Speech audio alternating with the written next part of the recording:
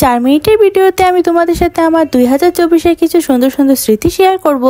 এখানে আমি 2024-এর জানুয়ারি মাস থেকে 2024-এর ডিসেম্বর মাস পর্যন্ত কয়েকটা ভিডিও ক্লিপ শেয়ার করেছি। সবগুলো তোর একসাথে শেয়ার করা সম্ভব না, কিছু কিছু এখানে শেয়ার করেছি। জানুয়ারি আর ফেব্রুয়ারি মাসের পরে এটা ছিল মার্চ মাস। 2024-এর মার্চে আমরা চলে গিয়েছিলাম ইন্ডিয়ায়। সেখানে অনেক সুন্দর সুন্দর সময় কাটে আমাদের। বলতে গেলে আমার লাইফের সবচেয়ে বেস্ট টাইম ছিল এই সময়টা। 2024-এর এই সময়টা আমার কাছে সবচেয়ে বেস্ট ছিল, কারণ এই সময়টা অনেক মজা করেছি। আমরা শিলিগুড়ি গিয়েছিলাম, সেখানে অনেক ভালো লেগেছে আমাদের। তারপর আমরা সেখান থেকে দার্জিলিংও গিয়েছিলাম। দার্জিলিং অনেক সুন্দর, সেখানেও প্রচুর মজা করেছি, প্রচুর ঘুরেছি আমরা। শিলিগুড়ি আর দার্জিলিং এর পর এরপর আমরা গিয়েছিলাম গ্যাংটকে। গ্যাংটক অনেক সুন্দর একটি শহর, আমাদের খুবই ভালো লেগেছে সেখানে। সুযোগ পেলে হয়তো সেখানে আবার যাওয়ার চেষ্টা করব আমরা।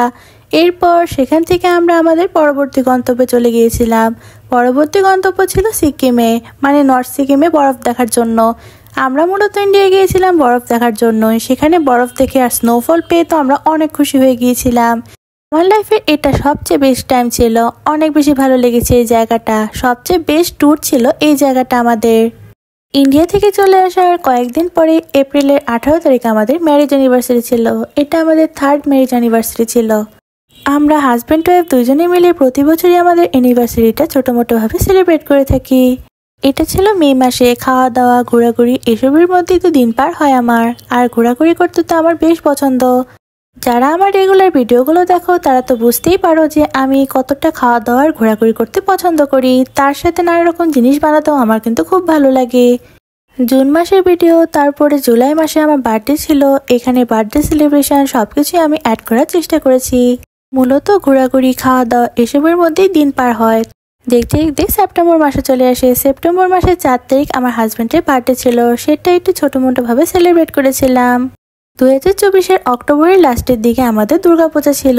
অক্টোবরের শুরু থেকে দুর্গাপূজার শপিং রূপচর্চা সব শুরু করে দিয়েছিলাম। দেখতে দেখতে পূজা শুরু হয়ে গিয়েছিল। দুর্গাপূজার সপ্তমী, অষ্টমী, নবমী আমরা প্রচুর ঘোরাঘুরি করেছিলাম। অষ্টমী আর নবমী তো এবার একদিনে পড়েছিল। দুর্গাপূজায় প্রচুর ঘোরাঘুরি, খাওয়া দাওয়া, সাজগোজ সবকিছু করতে করতে দেখতে দেখতে কিভাবে যে পূজা শেষ হয়ে গেল টেরই পাওয়া গেল না। এটা দুর্গাপূজার দশমী ছিল। দুর্গাপূজায় এবার আমরা প্রচুর মজা করেছিলাম। তারপর আমরা ছোট্ট করে বাসায় লক্ষ্মী পূজা করেছিলাম। দুর্গাপূজার লক্ষ্মী পূজার পর্ব শেষ হলেও কিন্তু এখনো পূজার পর্ব শেষ হয়নি। দুর্গাপূজা আর লক্ষ্মী পূজার 15 দিন পরেই তো আমাদের কালী পূজা শুরু হয়। কালী পূজায় ঘোরাঘুরি, আমাদের ভাইফোঁটা সবকিছুর মাধ্যমে পূজাটা আমার অনেক ভালো কেটেছিল।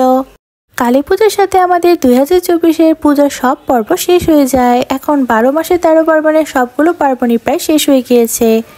আমার এই ভিডিওটিতে যদিও আমি ছোট ছোট ক্লিপ অ্যাড করছি, তবে সবকিছু নিয়ে আমি সবসময় তোমাদের সাথে ব্লগ শেয়ার করে থাকি। আর ব্লগগুলো যদি তোমাদের ভালো লাগে অবশ্যই একটা লাইক করে দিবা সবাই। আর আমার পেজটা যারা ফলো করো নাই তারা কিন্তু অবশ্যই ফলো করে দিবা। বছরের সবগুলো মাস পার হয়ে ডিসেম্বর মাসও চলে আসলো। কিভাবে যে এত দ্রুত সময় চলে গেল টেরই পাওয়া গেল না।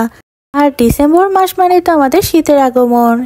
শীতের সকালে হাঁটতে যাওয়া, শীতের রাতে বেলা কাচ্চি খাওয়া, সবকিছুর মধ্য দিয়ে সময় যে কিভাবে দ্রুত চলে গেল বুঝতেই পারলাম না। পুরোটা ডিসেম্বর মাস আমি প্রচুর ঘোরাঘুরি করেছি। আমার হাজব্যান্ডের স্কুলে গেট টুগেদার, তারপরে সবাই মিলে আমার মামা বাড়ি ঘুরতে গিয়েছিলাম। সবকিছু মিলিয়ে খুব ভালো সময় কেটেছে।